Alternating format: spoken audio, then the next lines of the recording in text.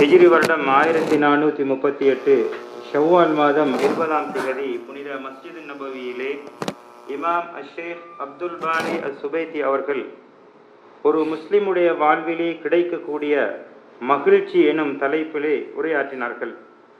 ஆரம்பமாக அல்லாஹ்வை புகழ்ந்து நபியின் மீது ஸலவாத்தும் சலாமும் கூறியவர்களாக வருகை தந்திருக்கக்கூடிய மக்களுக்கெல்லாம் யா அய்யுஹல்லதீன ஆமனு தகுல்லாஹ ஹக்க துகாத்திஹ் வலா தமூதுன்ன இல்லா வஅன்தும் முஸ்லிமூன், இறை விசுவாசிகளே, நீங்கள் முறையாக அல்லாஹ்வை அஞ்சிக் கொள்ளுங்கள், முஸ்லிம்களாகவே அன்றி நீங்கள் மரணிக்க வேண்டாம் என்ற சூரா ஆல இம்ரானின் 122வது வசனத்தை கூறி தக்வாவை கொண்டு உபதேசம் செய்தவர்களாக அல்லாஹ் சுப்ஹானஹு வ தஆலா மனிதர்களை படைத்து அந்த மனிதர்களுக்கு பல தேவைகளை எல்லாம் உலகத்திலே உருவாக்கி அவைகளையெல்லாம் அல்லாஹ் செவ்வனே நிறைவேற்றி இருப்பதை நாம் பார்க்கின்றோம்.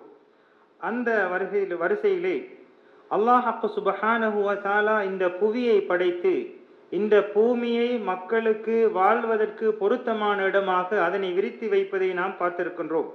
அது மாத்திரமல்ல, இந்த உலகத்திலே அவன் மகிழ்ச்சியாக சந்தோஷமாக வாழ வேண்டும் என்பதற்காக எத்தனையோ விடயங்களை எல்லாம் உருவாக்கி அந்த விடயங்களிலே அல்லாஹ் அபிவிருத்தியை பரக்கத்தை கொடுத்திருப்பதை பார்த்திருக்கின்றோம். வானம் பூமிகளை படைத்து அந்த வானம் பூமிகளை மனிதன் ஆட்சி செய்வதற்காக, மனிதன் நிர்வாகம் செய்வதற்கான ஏற்பாடுகளை எல்லாம் அல்லாஹ் இலகுபடுத்தி கொடுத்து, இரவையும் பகலையும் கொடுத்து, இரவிலே மனிதன் எத்தனையோ விடயங்களை சாதிக்கின்றான், அதே போன்று பகலிலே எத்தனையோ விடயங்களை சாதிக்கின்றான். சூரியன், சந்திரன், இவ்வாறு ஏராளமான படைப்பினைகளை படைத்து இதன் மூலமாக மனிதன் உலகத்திலே மகிழ்ச்சியாக சந்தோஷமாக இன்பகரமாக வாழ வேண்டும் என்பதற்காக இது போன்ற பல நல்ல விடயங்களை அல்லாஹ் கொடுத்திருக்கின்றான். எனவே இவ்வாறு அல்லாஹ் எதற்காக படைப்பினங்களை மனிதனுக்கு வசப்படுத்தி கொடுத்திருக்கின்றான் என்பதை நாம் சிந்தித்து பார்க்க கடமைப்பட்டிருக்கின்றோம். அல்லாஹ் சுப்ஹானஹு வ தஆலா மனிதர்களையும் ஒரு படைப்பினமாக படைத்து அந்த மனிதன் மகிழ்ச்சி அடைய வேண்டும் என்பதற்காக எத்தனையோ படைப்பினங்களை அல்லாஹ் படைத்திருக்கின்றான். ஆனால் இதன் மூலமாக அல்லாஹ் எதிர்பார்க்கக்கூடிய நோக்கம் என்னவென்றால், இந்த படைப்பினங்களில் உயர்ந்த படைப்பினமாகிய மனிதன் மகிழ்ச்சியாக சந்தோஷமாக நிம்மதியாக வாழ வேண்டும் என்பதற்காகத்தான் அல்லாஹ் சுப்ஹானஹு வ தஆலா இவ்வாறான நல்ல பல நன்மைகளை அல்லாஹ் கொடுத்திருக்கின்றார். நபி ஸல்லல்லாஹு அலைஹி வஸல்லம் அவர்கள் கூறுகின்றார்கள், இவ்வாறாக உலகத்திலே இன்பகரமாக வாழ வேண்டும் என்பதற்காக இந்த கொடுக்கப்பட்ட காலத்திலே ஒவ்வொரு மனிதனும் ஃபஇன்ன லிஜஸதிக அலைஹி ஹக்கா, உடல் அமைப்பை கொடுக்கப்பட்ட மனிதன் அந்த உடல் உறுப்புக்கு தேவையான உரிமைகளை கடமைகளை அந்த மனிதன் நிறைவேற்ற வேண்டும். அவனுடைய கண்களுக்குரிய உரிமைகளை கொடுக்க வேண்டும், அதே போன்று அவனது மனைவிகளுக்குரிய கடமைகளை கொடுக்க வேண்டும். இவ்வாறாக ஒவ்வொரு மனிதனும் அவனுக்கென்று கடமையாக்கப்பட்ட அந்த கடமைகளை நிறைவேற்றுவதிலே அவன் மிகவும் முழுமூச்சாக அதை நிறைவேற்றுவதற்கு முயற்சிக்க வேண்டும் என நபி ஸல்லல்லாஹு அலைஹி வஸல்லம் அன்னவர்கள் கூறுகின்றார்கள். அல்லாஹ் சுப்ஹானஹு வ தஆலா உலகத்திலே வாழ்வை நமக்கு ஹலாலாக கொடுத்திருக்கின்றான். இந்த உலகத்திலே நாம் விரும்பியவாறு இஸ்லாமிய ஷரியாவுக்கு உட்பட்ட முறையிலே நமது வாழ்க்கைகளை இன்பங்களை அனுபவிப்பதற்கு எந்த விதமான தடையும் இல்லை. எத்தனையோ உணவு வகைகளை அல்லாஹ் கொடுத்திருக்கின்றான். எந்த உணவு வகைகளையும் இது உங்களுக்கு ஹராம், தடுக்கப்பட்டது என்று கூறுவதற்கு இஸ்லாம் காட்டாத வழிமுறைகளின் மூலமாக யாரும் இதனை அனுமதிக்கவோ அல்லது தடுக்கவோ முடியாது என்பதை நாம் புரிந்து கொள்ள வேண்டும். உலகத்திலே பல வகைகள் இன்னொரு உணவு வகையில் அல்லாஹ் படைத்திருக்கின்றான். எதற்காகவென்றால், இறை விசுவாசி உலகத்திலே மகிழ்ச்சியாக இருக்க வேண்டும். ஆனால் மறுமையிலே இறை விசுவாசிகளுக்கென்று தனித்துவமாக உணவு வகையிலே அல்லாஹ் சுவர்க்கத்திலே ஆக்கி வைத்திருக்கின்றான். எனவே இவைகளை நாம் உண்டு புசித்து மகிழ்ச்சியாக வாழ்ந்து படைத்தவனுக்கு நன்றியுடையனாக இருக்க வேண்டும் என்பதற்காகத்தான் அல்லாஹ் சுப்ஹானஹு வ தஆலா இவ்வாறான சந்தர்ப்பங்களை நமக்கு வழங்கி இருக்கின்றான். நபி ஸல்லல்லாஹு அலைஹி வஸல்லம் அன்னவர்கள் கூறுகின்றார்கள், ஒரு மனிதனுடைய வாழ்க்கையிலே ஓய்வு நேரம் என்பது அவனுடைய ஓய்வு நேரத்தை மகிழ்ச்சியாக கழிக்க வேண்டும் என்பதற்காக நபி அவர்கள் பல சந்தர்ப்பங்களிலே சஹாபா தோழர்களை அழைத்திருப்பதை நாம் பார்க்கலாம். நபி ஸல்லல்லாஹு அலைஹி வஸல்லம் அன்னவர்கள் ஹபஷா அவர்கள் விளையாடி கொண்டிருக்கும் போது நபி அவர்கள் கூறுகின்றார்கள், யகூதிகளுக்கு நீங்கள் சொல்லிக் கொடுங்கள், இஸ்லாத்திலே ஓய்வு நேரத்தை மகிழ்ச்சியாக கழிப்பதையும் இஸ்லாம் எங்களுக்கு படித்து தந்திருக்கின்றது. ஓய்வு நேரத்திலே எவ்வாறு நேரங்களை மகிழ்ச்சியாக உடலுக்கு உகந்த முறையிலே கழிக்க வேண்டும் என்பதையும் இஸ்லாம் எங்களுக்கு படித்து தந்திருக்கின்றது என்று யகூதிகளுக்கு கூறுங்கள் என்று நபி அவர்கள் கூறுகின்றார்கள். அதே போன்றுதான் அலி இப்னு அபீ தாலிப் ரலியல்லாஹு அன்ஹு அவர்கள் கூறுகின்றார்கள், உள்ளத்தை பொறுத்தவரையிலே இந்த உள்ளம் என்பது சிந்தனையின் மூலமாக, படிப்பதன் மூலமாக, ஒரே இறை வணக்கத்திலே இருப்பதன் மூலமாக சோர்வடையலாம். ஆனால் உடல் எவ்வாறு சோர்வடைகின்றதோ அதே போன்று நமது உள்ளமும் அந்த சோர்வு அடையக்கூடிய ஒரு தன்மை இருக்கும். எனவே இந்த சோர்வை போக்கிக் கொள்வதற்காக, நமது இந்த மன உளைச்சலை, அந்த சோம்பல்தனத்தை போக்கிக் கொள்வதற்காக ஆகுமான முறைகளை நீங்கள் பயன்படுத்திக் கொள்ளலாம். நீங்கள் உங்களுக்கு மத்தியிலே ஒரு ஜாலியான விடயங்களை பயன்படுத்திக் கொள்ளலாம். நமது சிந்தனைகள் விருத்தி பெறுவதற்காக, உள்ளம் அமைதி பெறுவதற்காக அனுமதிக்கப்பட்ட விடயங்களை நீங்கள் உள்ளம் அமைதி பெறுவதற்காக, உள்ளத்துடைய அந்த சோம்பலை, கஷ்டத்தை நீக்குவதற்காக ஓய்வு நேரத்தை பயன்படுத்திக் கொள்ளலாம் என அலி ரலியல்லாஹு அன்ஹு அவர்கள் கூறுகின்றார்கள். அதே போன்றுதான் மேலும் கூறுகின்றார்கள், நாம் நீண்ட நேரங்கள் வணக்கத்தில் ஈடுபடுவோம் என்றால் சில மணித்தியாலங்கள் நமது உடலுக்கும் நமது உடல் உறுப்புகளுக்கும் நாம் ஓய்வை கொடுக்க வேண்டும். எப்போது நாம் ஒரே மன உளைச்சலில், ஒரே சுழற்சியில் நாம் தொடர்ந்து ஒரு வேலையில் ஈடுபடுகின்ற போது எவ்வாறு நமக்கு ஒரு அலுப்பு ஏற்படுகின்றதோ இதே போன்றுதான் நமது உடலுக்கும் உள்ளத்துக்கும் உடல் உறுப்புகளுக்கும் ஏற்படும். ஆனால் அவைகளுக்கு ஓய்வு கொடுத்து அந்த உடல் உறுப்புகளை ஒரு சுறுசுறுப்பான நிலைக்கு கொண்டு வர வேண்டிய கடமையை அல்லாஹ் சுப்ஹானஹு வ தஆலா நமக்கு தந்திருக்கின்றான். எனவே ஆகுமான முறைகளிலே நமது ஓய்வு நேரங்களை பயன்படுத்தி இன்பகரமான விடயங்களை நடந்து கொள்வதற்காக நாம் எம்மாலான முயற்சிகளை நாம் மேற்கொள்ளலாம். நபி ஸல்லல்லாஹு அலைஹி வஸல்லம் அன்னவர்கள் எத்தனையோ சந்தர்ப்பங்களிலே சஹாபாக்களுக்கு இது போன்ற போதனைகள் செய்திருப்பதை நாம் வரலாறுகளிலே பார்க்கின்றோம். உமர் ரலியல்லாஹு அன்ஹு அவர்கள் கூறுகின்றார்கள், அந்த காலத்திலே மக்கள் அதிகமாக சிரிப்பார்கள். அவர்களுடைய அந்த அதாவது ஒரு சுறுசுறுப்பற்ற ஒரு நிலை வரும்போது அதனை போக்குவதற்காக அவர்களுக்கு மத்தியிலே ஏதாவது கதைகளை கூறி சிரித்து மகிழ்வார்கள். ஆனால் இவ்வாறு அவர்கள் சிரிப்பதன் மூலமாக அவர்களுடைய சுறுசுறுப்பான தன்மையை மீட்டிக் கொள்வார்கள். ஆனால் அவர்களுடைய அந்த சிரிப்பு அவர்களுடைய ஈமானுக்கு எந்த பங்கத்தையும் ஏற்படுத்தவில்லை, அவர்களுடைய இறை விசுவாசத்துக்கு எந்த கோளாறுகளையும் ஏற்படுத்தி விடவில்லை. எனவே நமது ஓய்வு நேரங்களை நாம் ஜாலியாக கழிப்பதென்பது மார்க்கத்தை விட்டும் தூரமாக செல்வதற்காக அந்த ஓய்வு நேரங்களிலே கழிக்கக்கூடிய அந்த ஜாலியான விளையாட்டுகள் அமைந்துவிடக்கூடாது என்பதை இந்த சம்பவம் நமக்கு நினைவுறுத்துகின்றது. நாம் மகிழ்ச்சியாக இருக்கலாம், ஜாலியாக விளையாடலாம், ஆனால் அது இஸ்லாமிய வரைமுறைக்கு உட்பட்ட முறையிலே அமைய வேண்டும். நமது ஈமானுக்கோ நமது இறை விசுவாசத்துக்கோ பாதிப்பு ஏற்படக்கூடிய முறையிலே நாம் அதனை நடத்தாட்டிக் கொள்ளக் கூடாது என்பதை இந்த சம்பவம் நமக்கு தெளிவாக நமக்கு வலியுறுத்துகின்றது. அன்பார்ந்த இஸ்லாமிய சகோதரர்களே, எனவே நாம் கஷ்டமான பல வணக்கங்களை செய்துவிட்டு ஓய்வு நேரம் எடுக்கின்றோம் என்ற போர்வையிலே நமது பண்பாடுகளை சுக்குநூறாக்கக்கூடிய, நமது இறை விசுவாசத்தை கோளாறு ஏற்படுத்தக்கூடிய விடயங்களில் நாம் ஒருபோதும் ஈடுபட்டுவிடக் கூடாது. நோன்பு காலத்திலே நாம் 30 நாட்கள் தொடராக நாம் அல்லாஹுக்காக வணக்கங்களை செய்தோம்.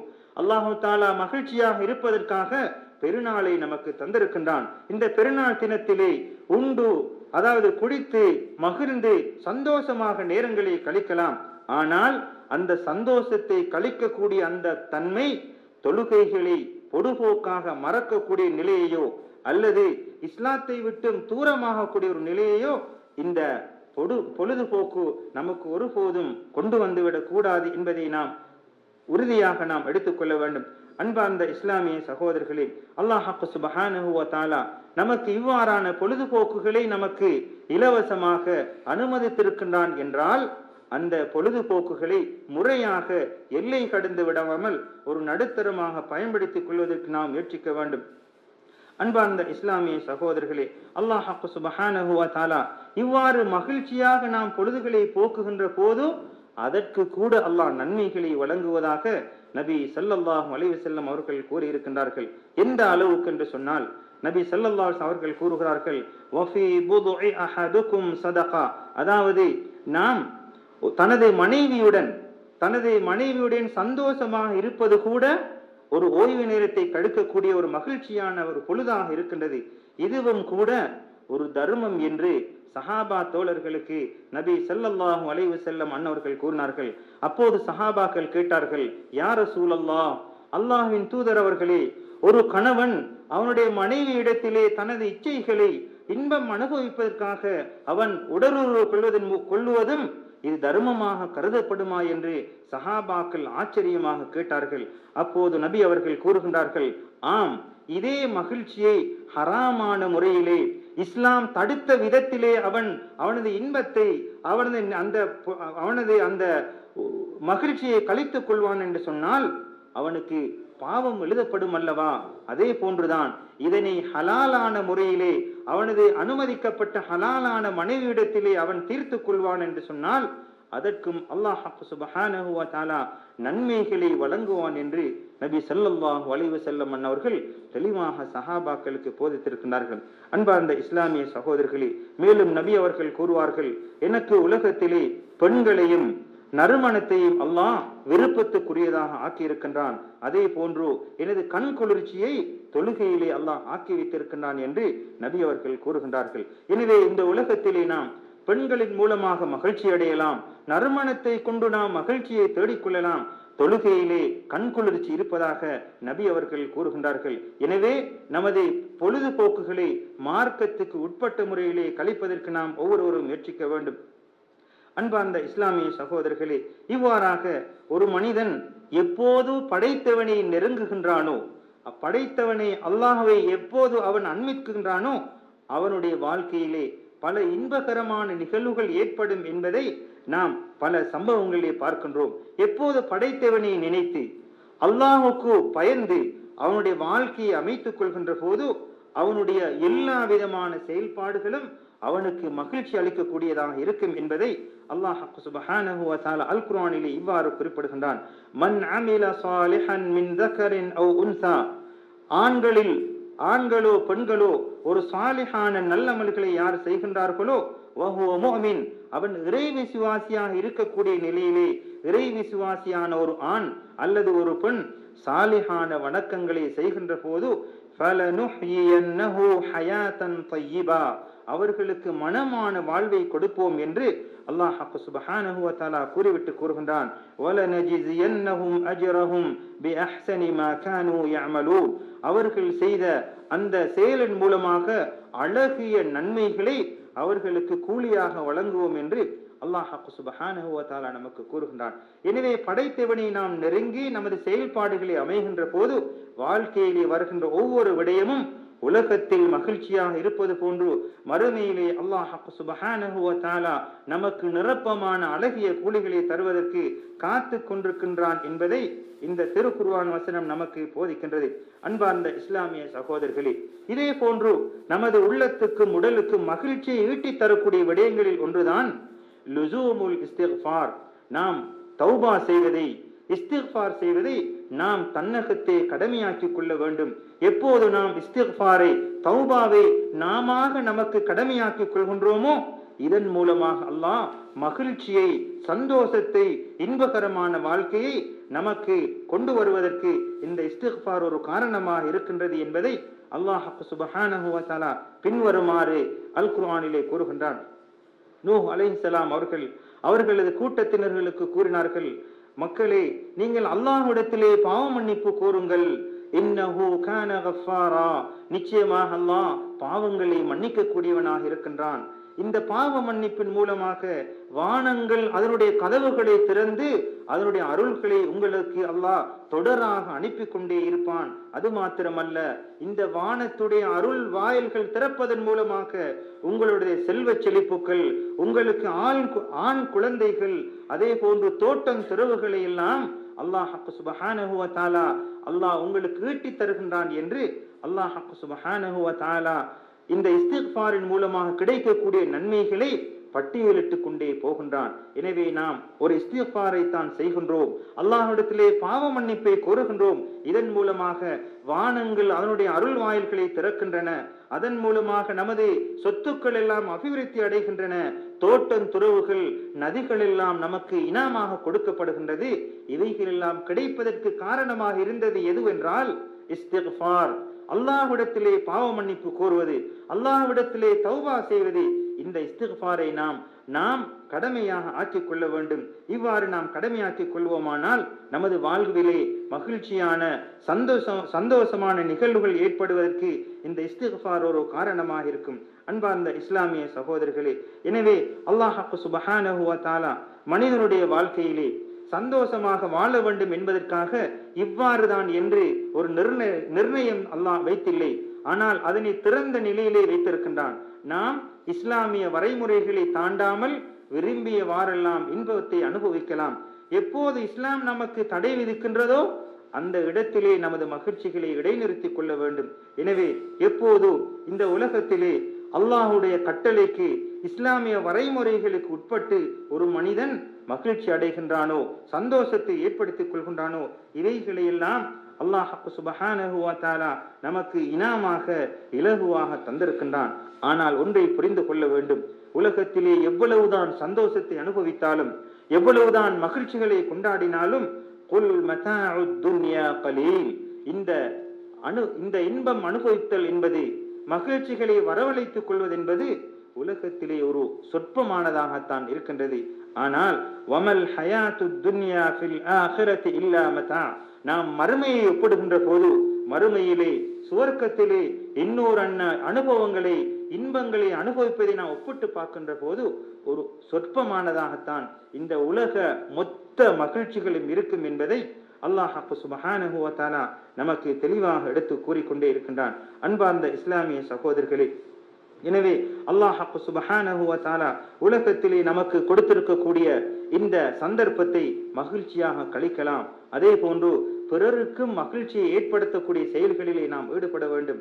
நபி ஸல்லல்லாஹு அலைஹி வஸல்லம் அவர்களிடத்திலே ஒரு மனிதர் வந்து கேட்கின்றார், யா ரசூலல்லாஹ் ஐயுல் அஅமாலி அஹப்பு இலல்லாஹ், அல்லாஹுக்கு மிகவும் விருப்பமான அமல் எது என்று கேட்டபோது நபி அவர்கள் அந்த மனிதருக்கு சில உபதேசங்களை கூறுகின்றார்கள். ஒன்று, சுரூருன் துத்கிலுஹு அலா முஸ்லிம், ஒரு முஸ்லிமுடைய உள்ளத்திலே மகிழ்ச்சியை கொடுப்பது என்பது அல்லாஹுக்கு மிக விருப்பமான ஒரு வணக்கமாக இருக்கின்றது. அல்லது ஒரு முஸ்லிமுடைய துன்பத்தை கஷ்டத்தை போக்குவது என்பது அல்லாஹுக்கு மிகவும் விருப்பமான அமலாக இருக்கின்றது. அதே போன்றுதான் அவு தக்தி அன்ஹு தைனா, ஒரு முஸ்லிமுடைய கடனை நிறைவேற்றுவது என்பது அல்லாஹுக்கு மிகவும் விருப்பமான அமலாக இருக்கின்றது.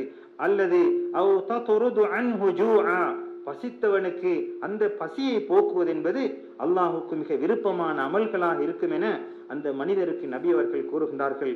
மனிதனுடைய உள்ளத்திலே சந்தோஷத்தை ஏற்படுத்துவது, அவனது கஷ்டத்தை நீக்குவது, அவனுடைய கடன் தொல்லையை இல்லாமல் ஆக்குவது, அவனுடைய பசி கொடுமையை இல்லாமல் ஆக்குவது, இவைகள் எல்லாம் அல்லாஹுக்கு மிக விருப்பமான செயல்களாக இருக்கின்றது என அந்த மனிதருக்கு நபி ஸல்லல்லாஹு அலைஹி வஸல்லம் அவர்கள் போதித்தார்கள். இந்த அமல்களை நாம் செய்வோம் என்று சொன்னால் அல்லாஹ் இந்த செயல்களை விரும்புகிறான். அல்லாஹ் இந்த செயல்களை விரும்பி விட்டான் என்றால் இந்த செயல்களின் மூலமாக நாம் சந்தோஷகரமான மகிழ்ச்சியான வாழ்க்கையை பெற்றுக் கொள்வதற்கு இவைகள் ஒரு காரணமாக இருக்கும் என்பதை இந்த ஹதீஸின் மூலமாக நாம் புரிந்து கொள்ளலாம். அன்பார்ந்த இஸ்லாமிய சகோதரர்களே, அதே போன்றுதான் உலகத்திலே மகிழ்ச்சியாக இருப்பதற்காக கொடுக்கப்பட்டவைகள் தான் குழந்தை செல்வங்கள். அது ஆண் குழந்தைகளாக இருக்கலாம், பெண் குழந்தைகளாக இருக்கலாம். இவைகள் எல்லாம் நாம் மகிழ்ச்சியாக இருப்பதற்கு, கவலையிலே இருக்கின்ற போது அந்த குழந்தைகளுடன் விளையாடி சிரித்து மகிழ்வதற்கு அல்லாஹ் வழங்கி இருக்கின்றான் அல்லவா, இதுவும் உலகத்திலே கொடுக்கப்பட்ட ஒரு மகிழ்ச்சியாக இருக்கின்றது. எனவே இதே குழந்தை செல்வங்கள், இதே குழந்தை பாக்கியத்தை பெற்றவர்கள் மகிழ்ச்சியாக இருப்பதற்கு எவ்வாறு நாம் பயன்படுத்துகின்றோமோ அதே நேரத்திலே இதே குழந்தைகள் மூலமாக நாம் ஒரு இக்கட்டான நிலைக்கு ஆகுவதற்கு நாம் ஆகிவிடாமல் நம்மை பாதுகாத்துக் கொள்ள வேண்டும். அந்த குழந்தைகளை நாம் முறையாக இஸ்லாமிய வரைமுறைக்குட்பட்ட முறையில் நாம் வளர்த்துவிட்டு செல்வோம் என்றால் இந்த குழந்தைகள் மூலமாக நாம் மகிழ்ச்சி அடையலாம், கண்குளிர்ச்சி அடையலாம், அல்லாஹுடைய அன்பை அரவணைப்பை பெற்று உலகத்தில் மகிழ்ச்சியாக இருந்து மரணத்துக்கு பின்னால் இந்த குழந்தை செல்வத்தின் மூலமாக மன்னரைக்கு நன்மைகளை ஈட்டித் தரக்கூடிய குழந்தைகளாக நாம் ஆக்கலாம். ஆனால் அதே நேரத்திலே அதற்கு மாற்றமாக நமது குழந்தைகள் மாறிவிடாமல் நல்ல முறையிலே வளர்த்து விட்டு செல்வதற்கு நாம் ஒவ்வொருவரும் முயற்சிக்க வேண்டும். அன்பார்ந்த இஸ்லாமிய சகோதரர்களே, நாம் உலகத்திலே மகிழ்ச்சியை பெற்றுக்கொள்வதற்கு ஒரு முக்கியமான காரணங்கள் ஒன்றாக இருக்கக்கூடியதுதான் நாம் உறுதியாக அல்லாஹுடைய கலா கதிரை நம்புவது. உலகத்திலே ஏதாவது எனக்கு ஏற்பட்டு விட்டால் அல்லாஹுடைய ஏற்பாட்டின் பிரகாரம் நடந்து விட்டது என்று அந்த கலா கதிரை முன்வைத்து ஒரு மனிதன் அவனுடைய இறை விசுவாசத்தை உறுதிப்படுத்திக் கொள்வான் என்றால் அவன் ஒருபோதும் எந்த விதமான துன்பங்கள் வந்தாலும் எப்பேற்பட்ட கஷ்டங்கள் வந்தாலும் இதன் மூலமாக அவன் ஒரு நாளும் நஷ்டமடையவும் மாட்டான், கஷ்டப்படவும் மாட்டான். மாறாக இது அல்லாஹுடைய ஏற்பாடு என்று அந்த இறை விசுவாசத்தை நினைவு கூர்ந்து அவன் மகிழ்ச்சியை பெற்றுக் கொள்வான் என்பதை நாம் புரிந்து கொள்ள வேண்டும். எனவே கலா கதிரை விசுவாசம் கொள்வதென்பது நமக்கு மகிழ்ச்சியை ஈட்டித் தரக்கூடிய ஒரு விடயம் என்பதை நாம் நினைவில் வைத்துக் கொள்ள வேண்டும். இப்னு மஸ்ஊத் ரலியல்லாஹு தஆலா அவர்கள் கூறுகின்றார்கள், அல்லாஹ் சுப்ஹானஹு வ தஆலா நேர்மையாளன், நீதியாளன். நமக்கு உலகத்திலே இந்த கதிரை ஏற்றுக்கொள்வதன் மூலமாக உறுதியாக நமக்கு சந்தோஷத்தை நமக்கு தருகின்றான். ஒரு மனிதனுடைய உயிர் கைப்பற்றப்படக்கூடிய நேரம் வந்துவிட்டதென்றால் இது அல்லாஹுடைய ஏற்பாடு, அதன் காரணமாகத்தான் இவன் மரணிக்கின்றான் என்பதை இறை விசுவாசிகள் ஒவ்வொருவரும் உறுதியாக நம்புவார்கள். இதன் காரணமாக அவன் ஒருபோதும் கஷ்டப்பட மாட்டான்.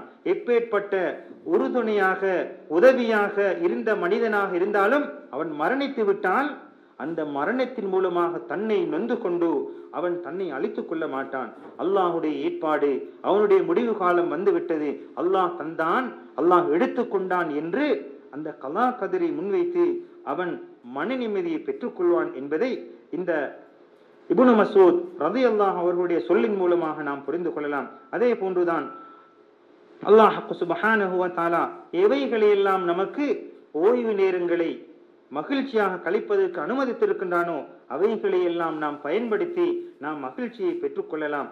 அன்பார்ந்த இஸ்லாமிய சகோதரர்களே, அல்லாஹ் சுப்ஹானஹு வ தஆலா உலகத்திலே நமக்கு எத்தனையோ விடயங்களை தந்திருக்கின்றான்.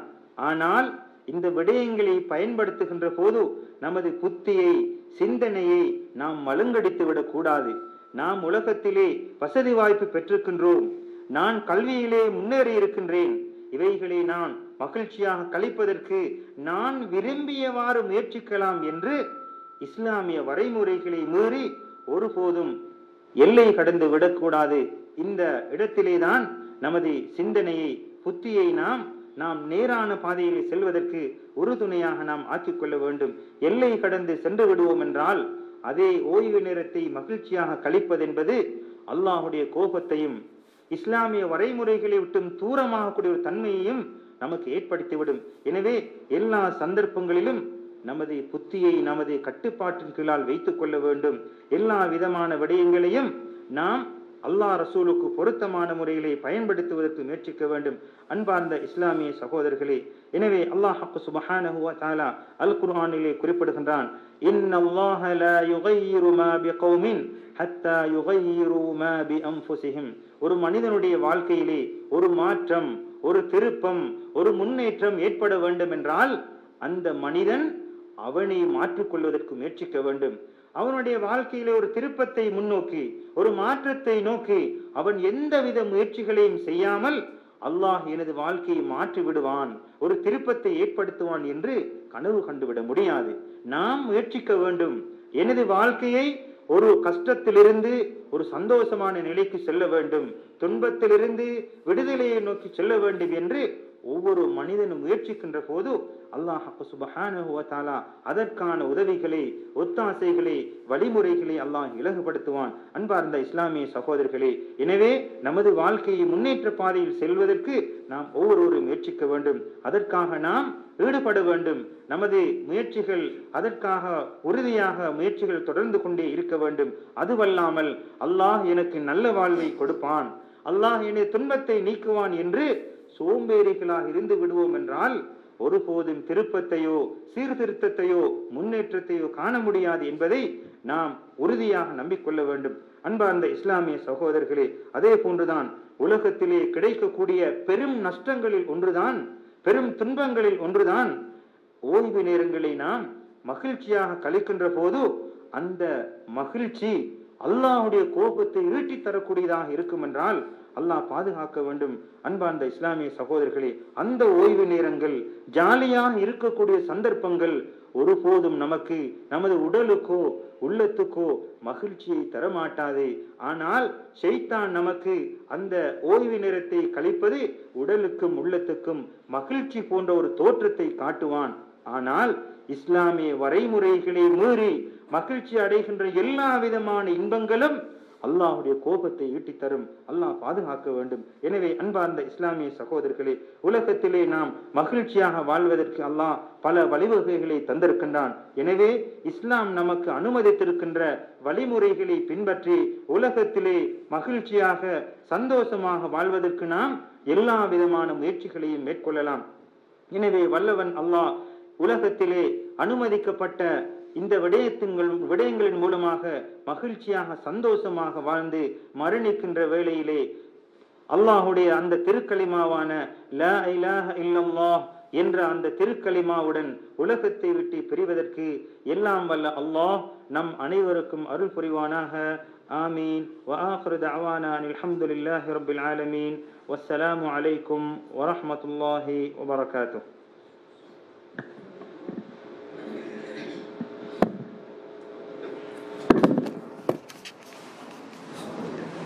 Bismillahirrahmanirrahim.